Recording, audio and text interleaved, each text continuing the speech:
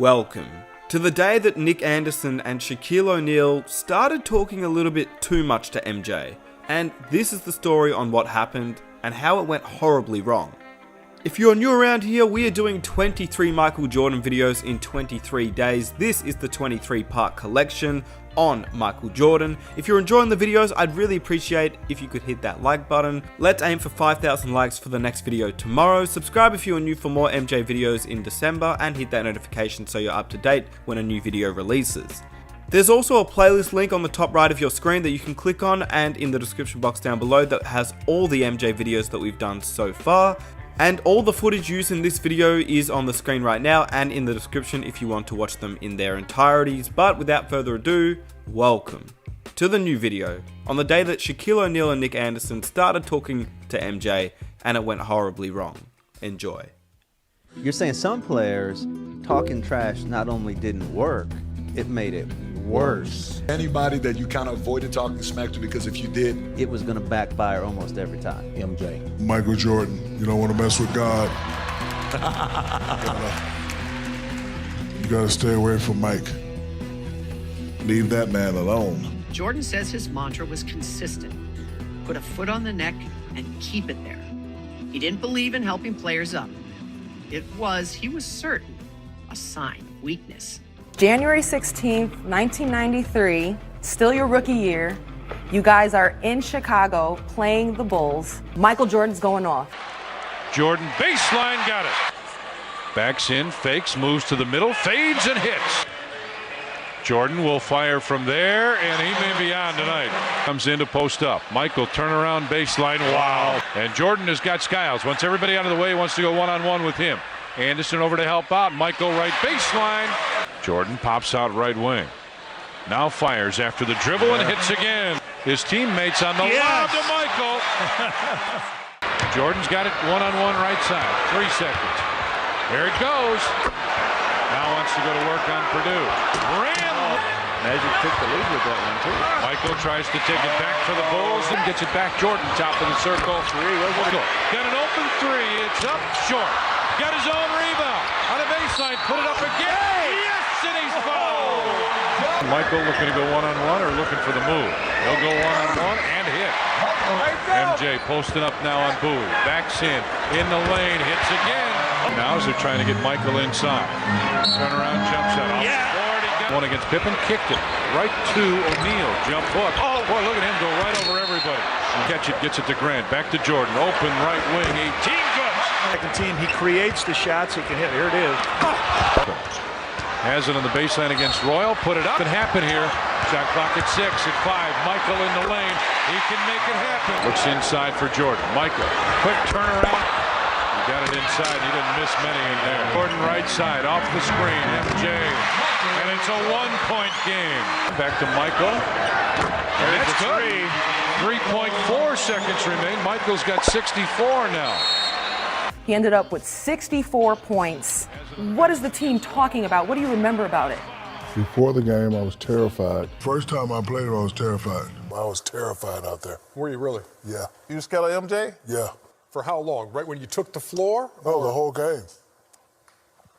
First time I seen Jordan and how he got the respect from the referees and how when he touched the ball and made a shot, the crowd went crazy. I want that. Was he nice to you? Or? That's your idol?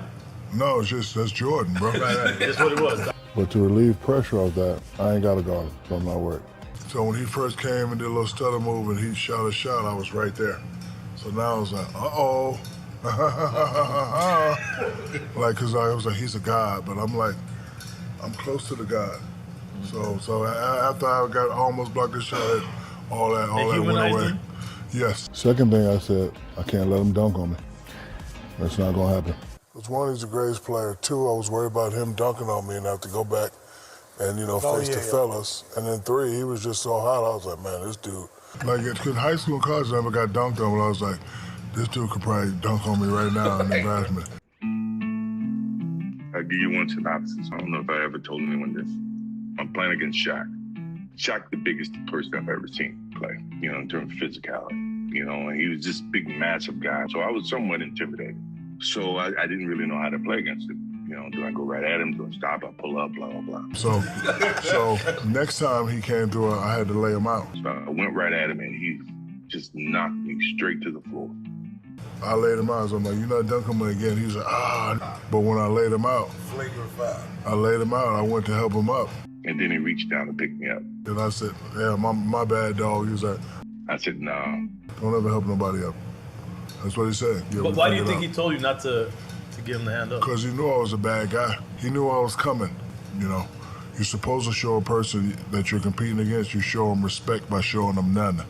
Right. And respect by showing them none. But I showed them too much respect. And he didn't mean it. He's a nice guy. He's not that. I mean, if you'd have left and stepped over me, you know, a la the old school, old, I would have been somewhat intimidated. But his heart is too good. You know, he's not that type of guy. And it took away some of the intimidation factor. You knew you had him. I did. So, like, he taught me a lot. So, Jordan, I can proudly say I've only been dunked on 3 times in 20 years. Richie Alamano saying that Michael Jordan. This is a poster somewhere of Michael Jordan like that. I don't know if it's a poster, but he got me. Talking trash to Michael Jordan, even if he's talking trash to you, is a losing proposition. Yeah, you in a no-win situation. And Horace Grant told that story on the documentary. I don't know if for the people who missing what we're talking about, Michael Jordan came back as number 45. When he came back and he scored 55 in the Garden, I'm thinking, oh man, it's gonna be crazy if we meet them in the playoffs.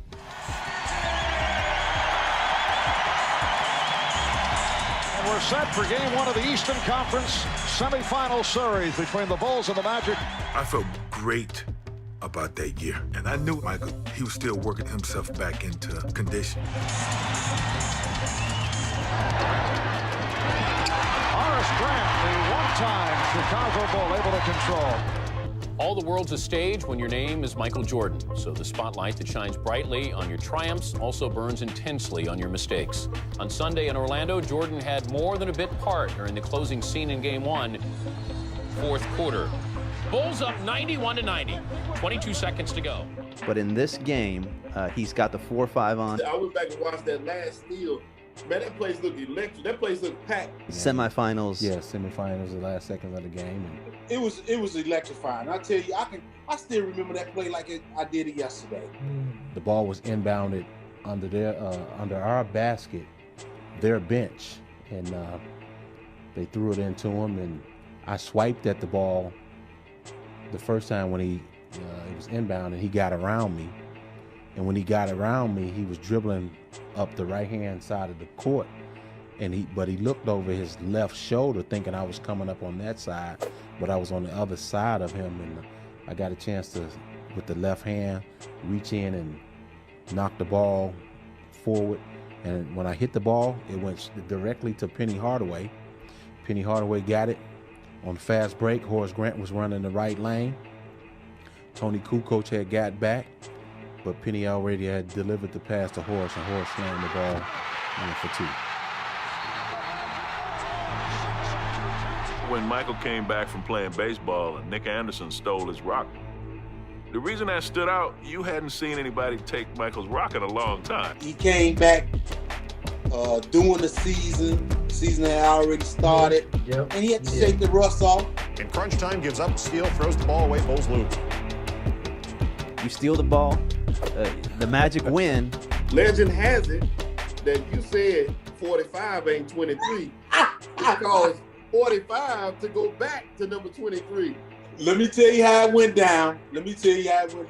This is what's reported. This is what's reported. That's what we're reporting. What's reported is that after the game, Nick Anderson said, Nick Anderson said 45 isn't 23.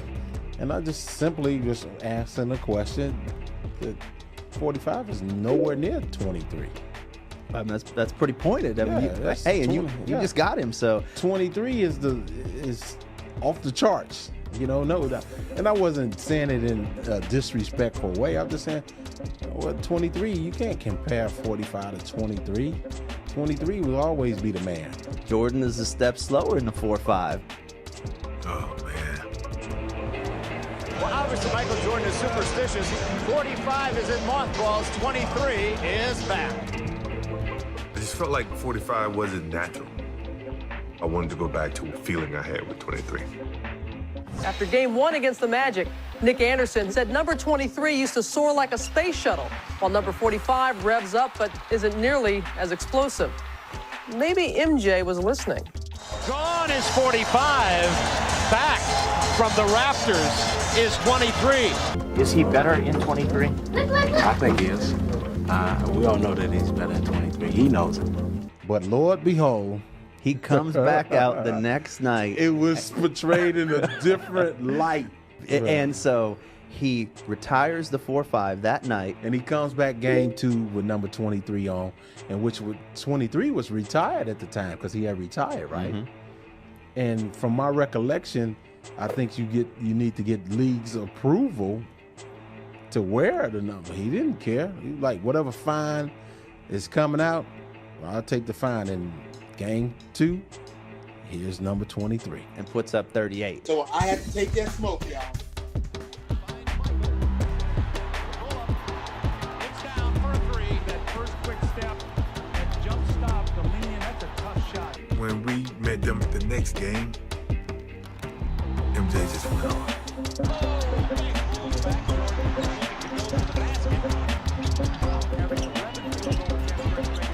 Jordan with the block of Shaquille O'Neal. How about that on cue?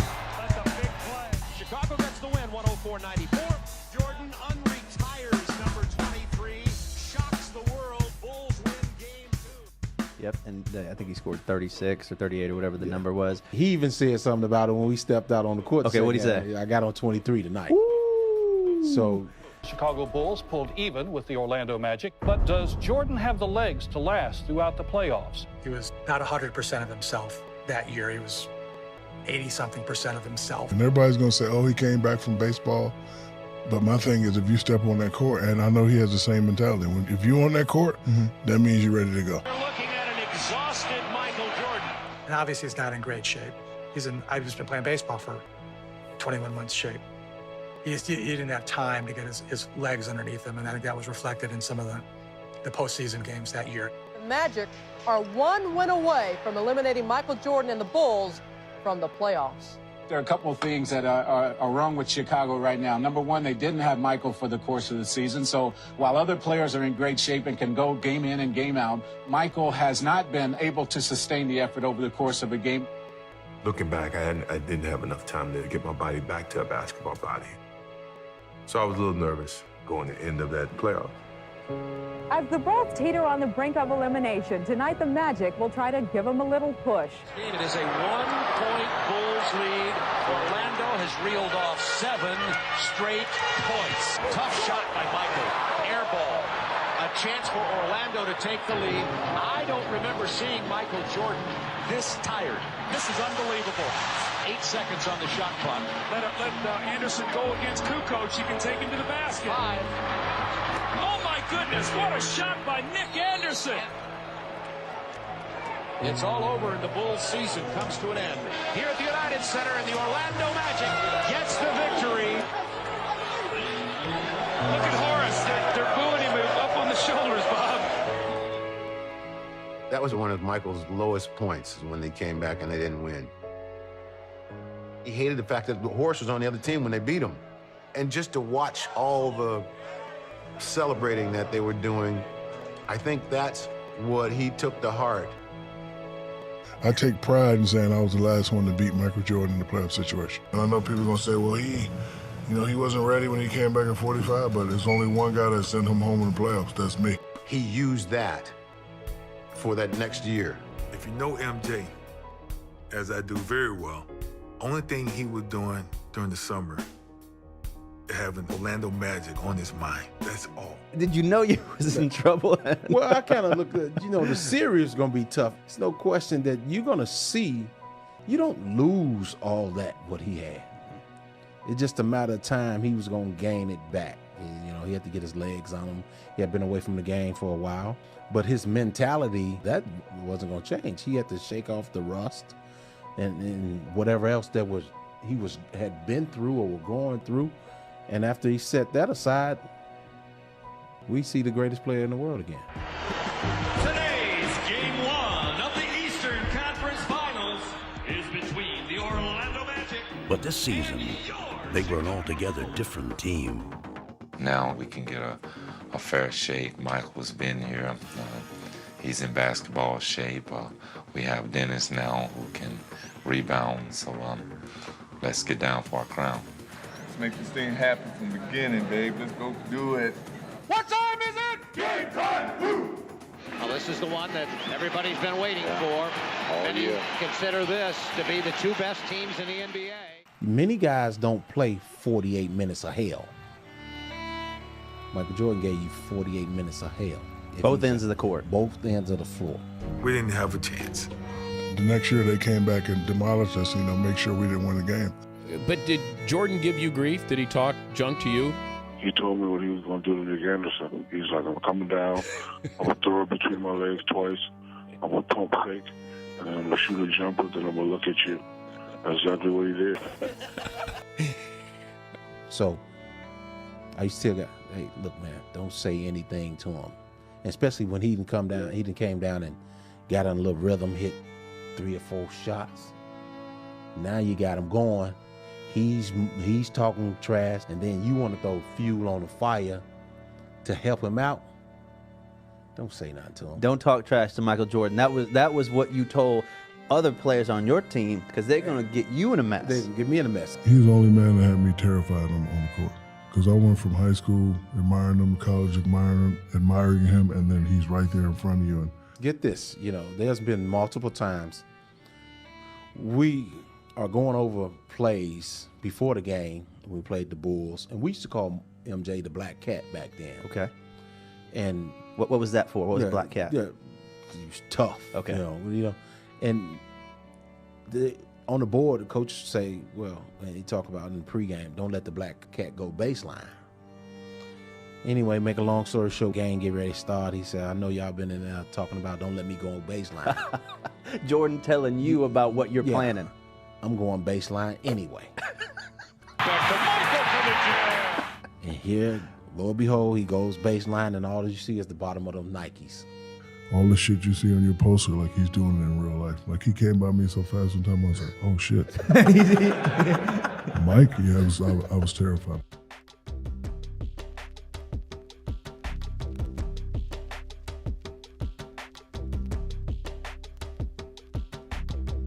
We did so much last year, we did so much this year.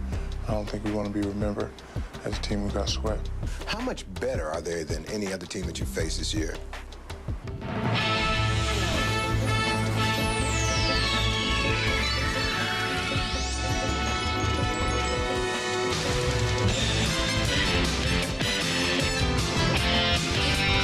The 1996 NBA Conference Finals. On an 88-degree day in Orlando, we welcome you to Game 4 of the Eastern Conference Final. Magic's defense to start this ballgame out, something different. Michael Jordan. This could happen if his ball club wasn't ready. Has been saying, well, O'Neal will be a great player someday. Nice move by Michael Jordan. Now Dennis Scott is guarding Michael Jordan, who shoots over him and hits from downtown. And Bushler. Michael Jordan. Shot clock at 5. Jordan posting up Bowie. And continues the superb shooting. Jordan with the rebound. Michael Jordan on Pippen with Jordan. Michael Jordan from Scottie Pippen. Awaiting the winner between Seattle and Utah. Jordan. Michael getting the roll. Beat me baseline anyway. Gave him the middle. Jordan hits the three. Jordan operating against Bowie. Yes, and it counts. A foul on Bowie, and Jordan to the fadeaway. Shot clock at 6. Jordan, yes. Most of the way. Jordan. Michael Jordan with 39. Chicago. Jordan with 3. Michael Jordan with 42 points. Shot clock at 5. Jordan with the pull-up. Yes. 45 points for for Michael Jordan.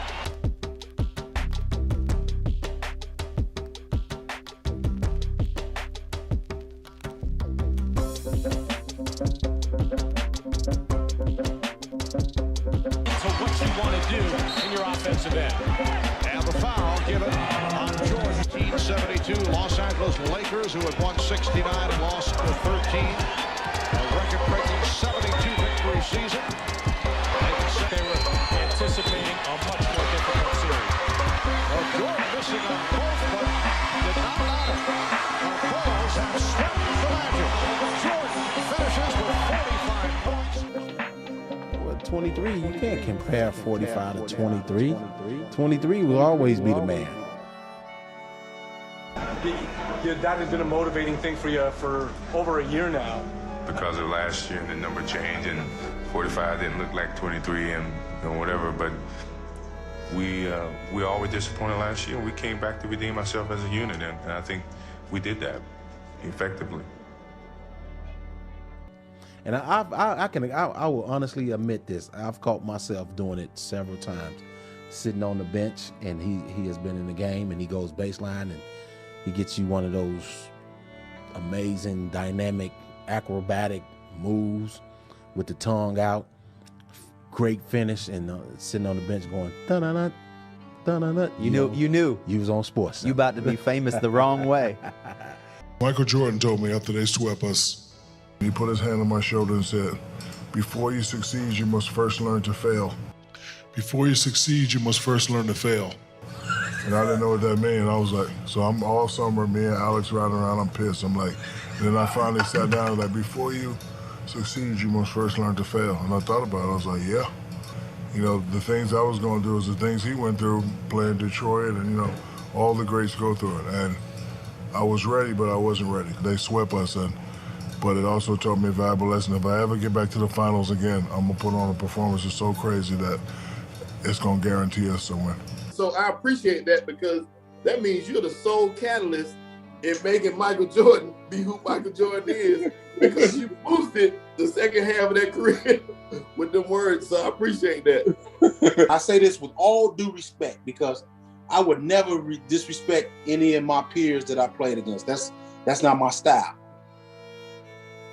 In my opinion, that I faced, and I can't speak for everybody else, because everybody else may not feel the same way that I feel. Michael Jordan is the best basketball player I ever played against. Anybody ever be better than Jordan, in your opinion? No, not really. Is he the best to ever play the game?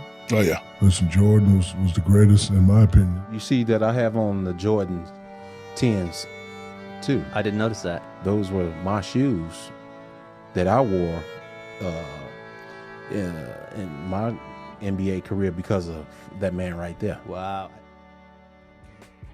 And I hope you guys enjoyed the video. If you did, please help me out by hitting that like button. It really goes a long way. Here are 2 new videos that I think you will also enjoy on Michael Jordan, and I will catch you in the next episode tomorrow. Take care.